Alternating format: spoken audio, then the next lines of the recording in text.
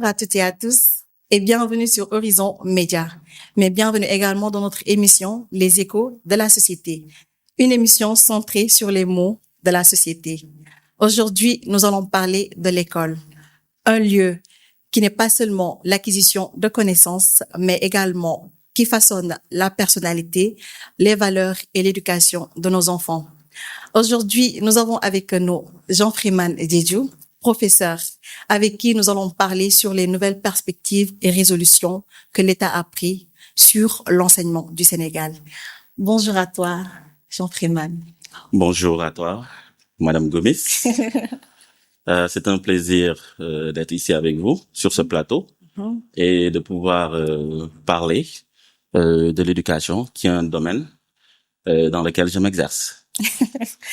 En tout cas, ça fait plaisir de t'avoir avec nous sur le plateau. Alors, déjà, pour commencer, est-ce que tu pourrais te présenter, expliquer ton parcours? Oui, je m'appelle Jean-Freeman Diédhiou, je suis professeur d'anglais. Voilà, mon parcours n'est pas un parcours... bon, c'est comme tous les parcours. Hein. J'ai fait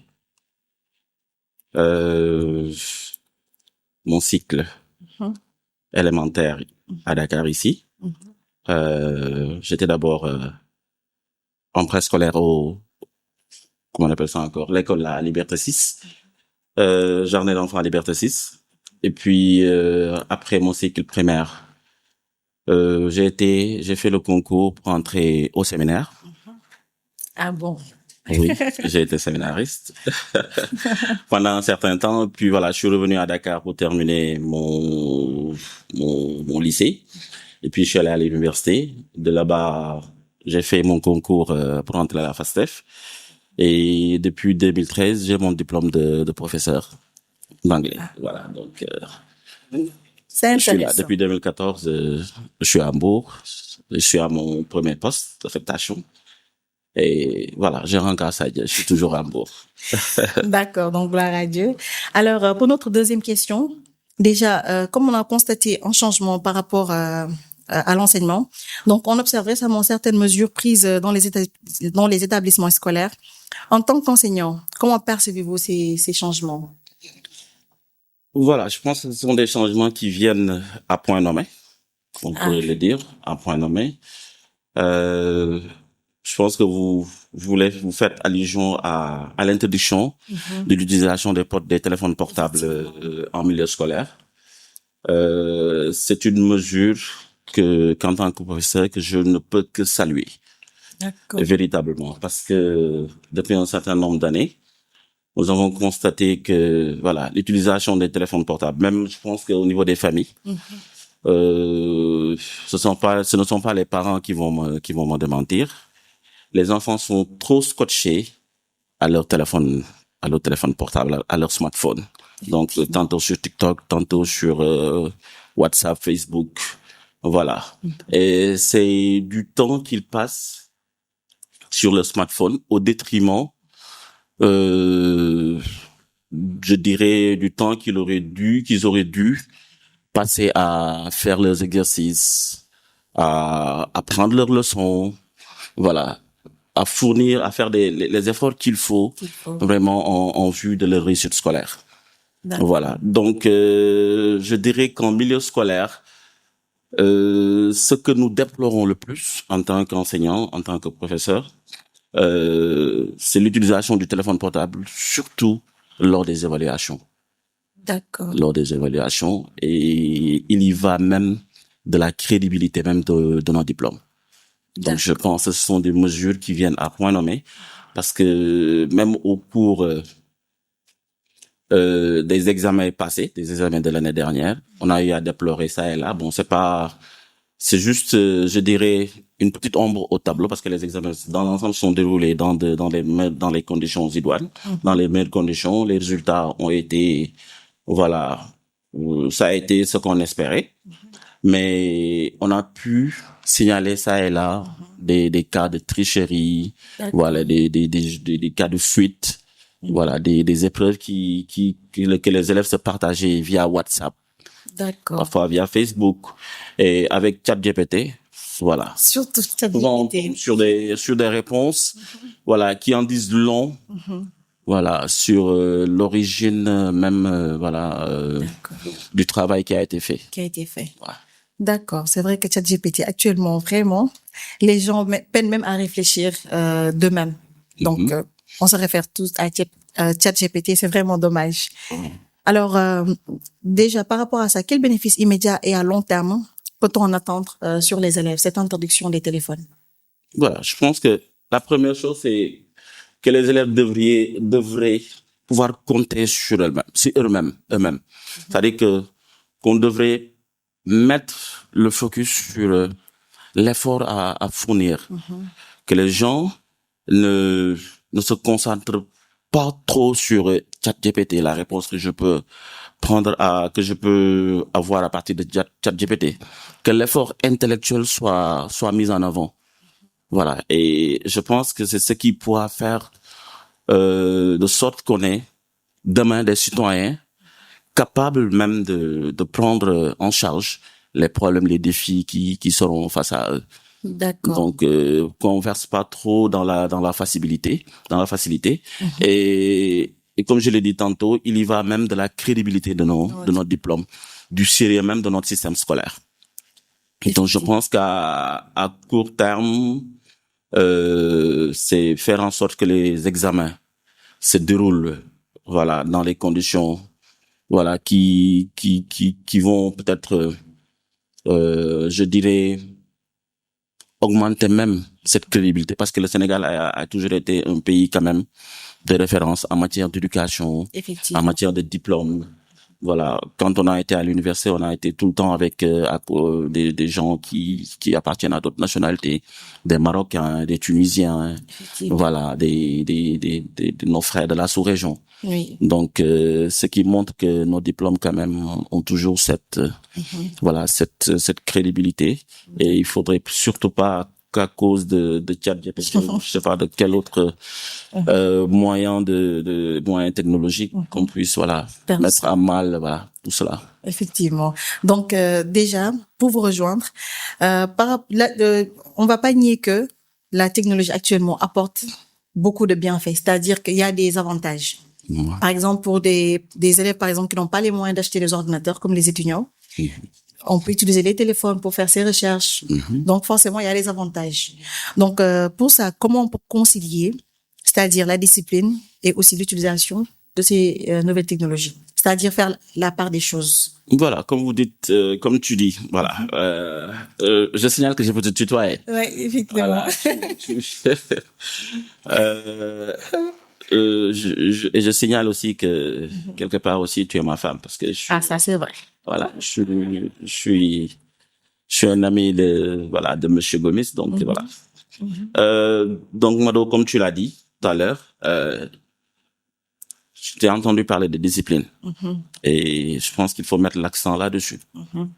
Donc dans toute chose, je crois qu'il faut savoir se discipliner, faire des sacrifices par rapport à certaines choses. Quand on se fixe des objectifs, il faut se donner les moyens d'y arriver. Effectivement. Donc l'objectif est d'avoir des gens, des citoyens capables, voilà, d'eux-mêmes de prendre à bras le corps les défis qui se présenteront devant eux. Donc je pense que là-dessus, il faut que le travail intellectuel, l'effort, soit quelque chose à laquelle on doit habituer nos élèves, nos apprenants, qui sachent compter sur eux-mêmes, qui sachent compter sur leurs propres moyens, parce que voilà, comme on dit, dans chaque individu, le bon Dieu a mis des talents, voilà, on a des prédispositions naturelles qui font qu'on puisse aller au bout de nos ambitions. Effectivement. Ou, voilà, réaliser nos objectifs. Qu'on ne verse pas trop dans cette facilité. Et je crois que ChatGPT ou l'IA, les IA en général, peuvent constituer un bénéfice à tout cela. Que ça ne soit pas le point focal de notre de notre développement en matière d'éducation, mais que ça soit un des moyens qu'on utilise pour améliorer et soutenir notre système scolaire, mais pas que ça ne soit pas quelque chose sur laquelle on doit se focaliser, se baser. Qu'on sache faire la part des choses. La part des choses. Et je dirais même que au niveau international, les IA ne sont qu'à leur début, à leur balbutiement. Et à plus forte raison dans nos pays. Dans nos pays. Donc voilà, qu'on ne se focalise pas trop là-dessus, mais que c'en soit quelque chose, un des moyens parmi tant d'autres, voilà, qui nous permettent d'améliorer nos systèmes scolaires en vue de former le type de citoyens que nous attendons pour l'avenir du Sénégal. Au-delà des connaissances académiques, quel rôle l'école doit-elle jouer dans la formation globale des élèves, en dehors du fait d'apprendre, voilà, de donner des cours, par exemple? Quelle autre éducation l'école peut donner? C'est une question très intéressante, dans la mesure où elle nous pousse à véritablement réfléchir sur le rôle de l'école dans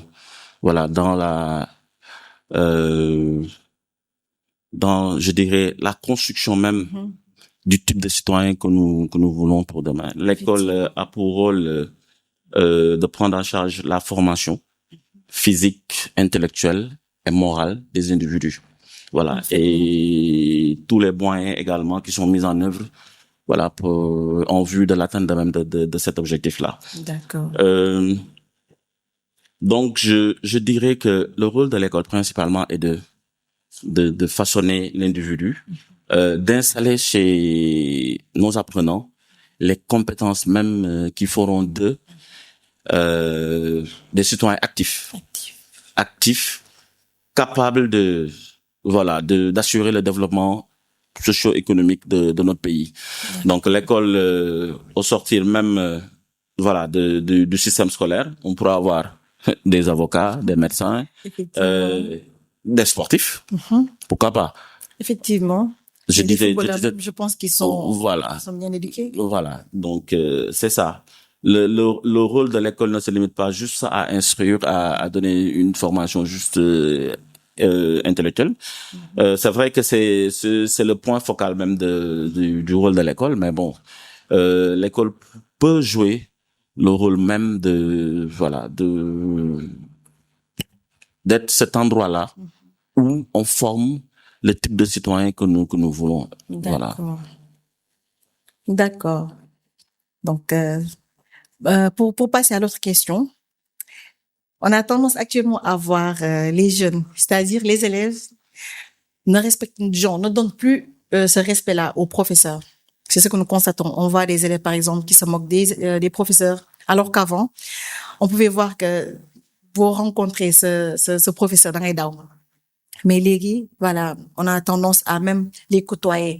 Donc, par rapport à cela, comment le professeur doit pouvoir inculquer, en dehors bien sûr du cadre académique, pouvoir inculquer les bonnes valeurs, ou bien par exemple instaurer une relation de confiance, une relation d'amour, non pas d'amour homme-femme évidemment, à son élève, pour mettre l'enfant en confiance, voilà, pour que mu mën a am confiance ci jàng bi. Tout à fait. Tu touches un point sensible dans le système scolaire, à savoir la relation élève et professeur. Voilà, ça, je pense que c'est un point sensible sur lequel je pense que les professeurs, les professeurs en général, les enseignants, en tout cas, sont bien outillés par la formation qu'ils ont subie pour pouvoir, créer cette atmosphère-là qui fait que l'élève en face puisse être réceptif motivés et qu'ils puissent être en même d'acquérir ce savoir-là, ces compétences-là qu'on cherche à lui inculquer. D'accord. Donc, là où il n'y a pas ce respect-là, le respect que l'enseignant même doit inspirer à son élève. Je pense que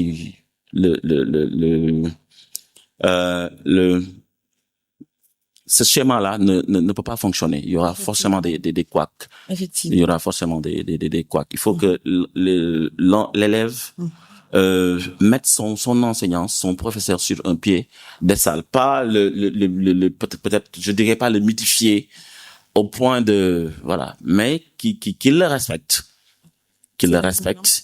comme un mentor. Et là, je pense que les parents ont un rôle très prépondérant à jouer. D'accord. Parce que souvent, tu as parlé au début de ton propos du comportement des élèves vis-à-vis de leurs enseignants, vis-à-vis de leurs professeurs. Et je pense que c'est une question d'éducation. Effectivement. C'est une question d'éducation. Un enfant qui n'a pas ce respect-là pour ses parents ne peut pas avoir ce même respect pour son enseignant. Je pense que l'éducation de base est quelque chose de très important et c'est au niveau même des familles, de la cellule familiale qu'on instaure cette éducation de base qui fait que l'enfant soit respectueux devant son supérieur, qu'il soit respectueux devant son supérieur. Parfaitement. Surtout celui-là même qui est en train de lui inculquer un savoir, des compétences. Effectivement. Donc déjà, je vais vous rejoindre. Donc, je vais te rejoindre par rapport aux parents. Les parents, on a tendance à voir, surtout, je dirais les parents qui n'ont pas eu à étudier, je dirais analphabètes par exemple. Mm-hmm. C'est-à-dire que tu vas voir des parents dès que l'élève rentre de la maison, on lui demande pas genre tes exercices, ou bien même, je ne dirais pas de l'aider, mais de pousser l'élève à pouvoir aussi étudier dans la maison. Mm-hmm. Donc, ma question est que comment les parents devraient pouvoir collaborer avec les professeurs pour la bonne réussite mm-hmm. des enfants, de leurs enfants. Mm-hmm. Parce que si l'enfant réussit avant tout, c'est bénéfique pour eux, mm-hmm. c'est bénéfique pour les professeurs, mais c'est aussi bénéfique pour la société. Mm-hmm. Donc, tout à fait. Normalement, il devrait y avoir une collaboration entre les parents, mais également les professeurs pour que les enfants puissent réussir convenablement. Donc, d'après toi, comment cette collaboration devrait pouvoir se faire?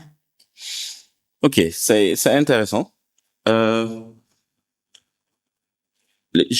dirais que c'est un tout, c'est tout un environnement qu'il faut créer, un environnement propice même à l'éducation. Donc, je parlais tout à l'heure du rôle des parents, qui n'est pas négligeable. Je dirais même que c'est un rôle prépondérant dans l'éducation des enfants. Et puis d'ailleurs, quand un parent décide d'amener son enfant à l'école, c'est en vue de faire de cet enfant-là un citoyen modèle. Donc, il faut que les parents se donnent aussi les moyens d'atteindre cet objectif-là, qu'ils se sont assignés en envoyant leurs enfants à l'école, qu'on soit analphabète ou pas. Moi, je me rappelle quand j'étais enfant, souvent, j'avais une badienne qui était à la maison. Les parents allaient travailler. J'avais une badienne qui était à la maison. C'est une femme assez âgée.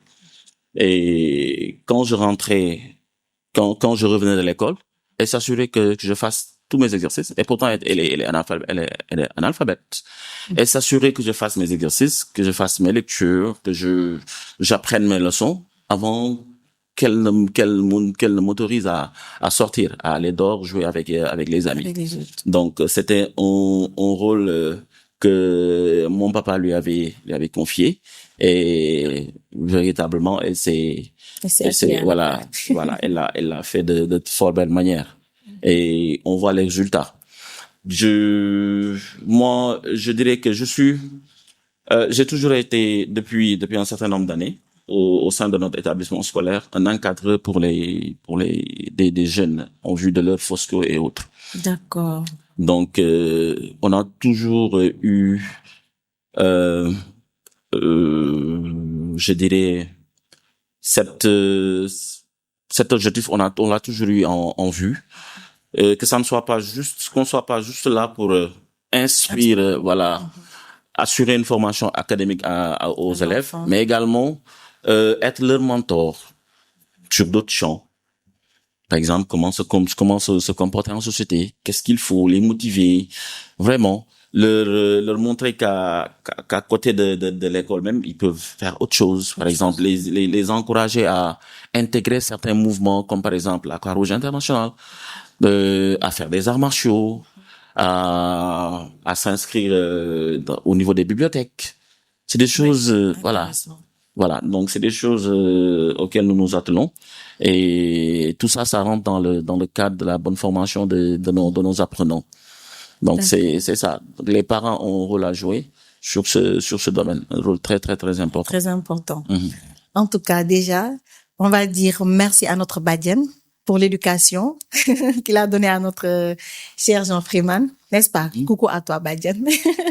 Alors, donc, si je comprends bien, ci li nga wax tout à l'heure par rapport à l'organisation Foscoe, donc là, par là, on peut comprendre que tu as une relation plutôt fusionnelle avec les élèves. Parce que pour faire ce genre de choses, il faudrait avoir une certaine relation avec les élèves pour qu'ils puissent, en tout cas pour que ça puisse se passer comme il faut. Alors, si on comprend bien, tu as réussi à instaurer cette relation. Wow, c'est un climat de confiance, oui. Ce climat de confiance. Donc, comment tu as fait à peu près pour mettre les enfants en confiance? Voilà. D'abord, c'est le respect. C'est le respect. Le respect que je voue à leur égard. Donc, je les considère comme des petits frères, des gens qu'on doit accompagner. Voilà, et je les respecte énormément. Donc, c'est ce respect-là qu'ils essaient aussi de me retourner. Souvent, je peux même renvoyer un élève, je peux le gronder, le renvoyer, peut-être lui enlever des points. Mais ce sont eux qui reviennent vers moi pour me dire que voilà, monsieur, je suis désolé, je m'excuse pour ceci, pour cela. Et puis voilà, c'est parce que ils savent, qui est devant eux. Donc c'est ce respect qu'ils essaient de me rendre. Et j'ai fait de sorte d'installer un climat de confiance entre nous, ce qui facilite la communication avec eux.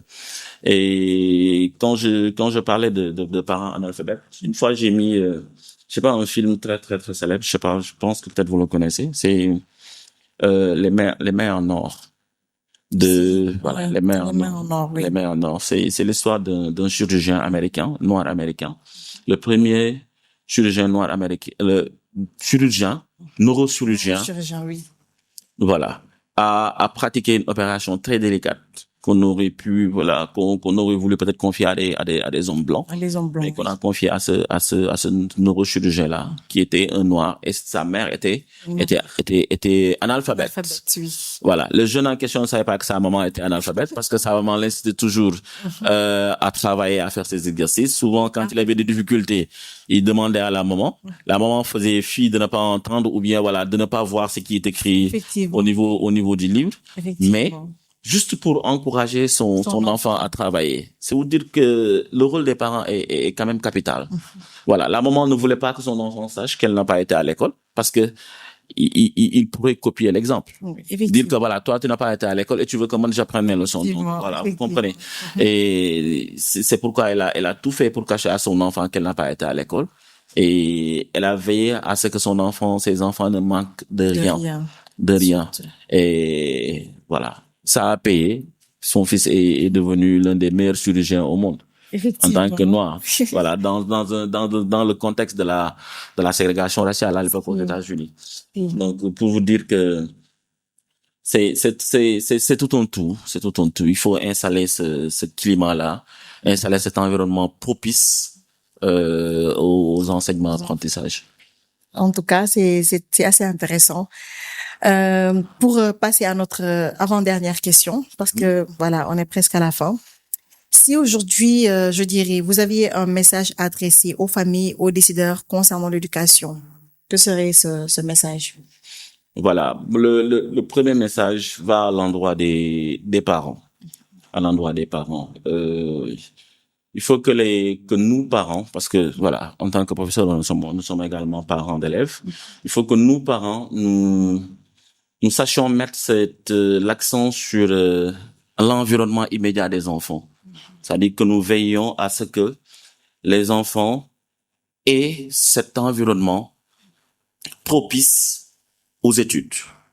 Surtout. Quand vos enfants rentrent de l'école, veillez à savoir s'ils n'ont pas d'exercice à faire. Veillez à ce qu'ils apprennent leurs leçons. Veillez à ce que voilà, leur environnement immédiat soit propice aux études, au travail intellectuel. Qu'ils ne se focalisent pas, qu'ils ne passent pas tout leur temps sur les réseaux sociaux. Oui. Ok, qu'ils ne passent pas tout leur temps à regarder la télé, du genre, voilà. Donc c'est des choses c'est des choses sur lesquelles nous pouvons mettre l'accent et créer cet environnement qui sera en mesure, voilà, de favoriser euh, La réussite des... voilà la réussite de nos enfants, de nos apprenants, et à l'endroit même des décideurs. Voilà, je dirais faire en sorte que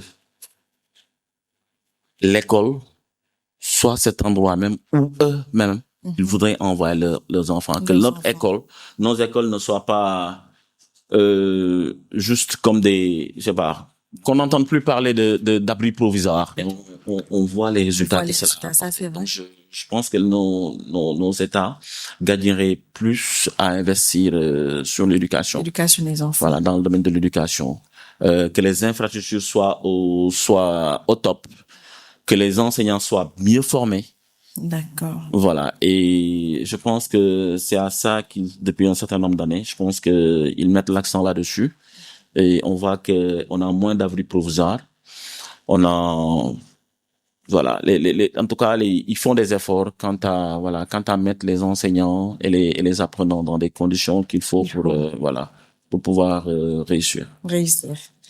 En tout cas, personnellement, le message que j'aimerais faire passer également, c'est que pour qu'un enfant également puisse réussir à l'école, même si on paie des millions, par exemple, à l'école, comme tu as dit tout à l'heure, il faudrait que l'environnement de l'enfant soit propice pour qu'il puisse avoir de bons résultats. C'est-à-dire, à la maison, par exemple, qu'il n'assiste pas tous les jours aux disputes, qu'il n'assiste pas toujours aux désaccords qu'il y a.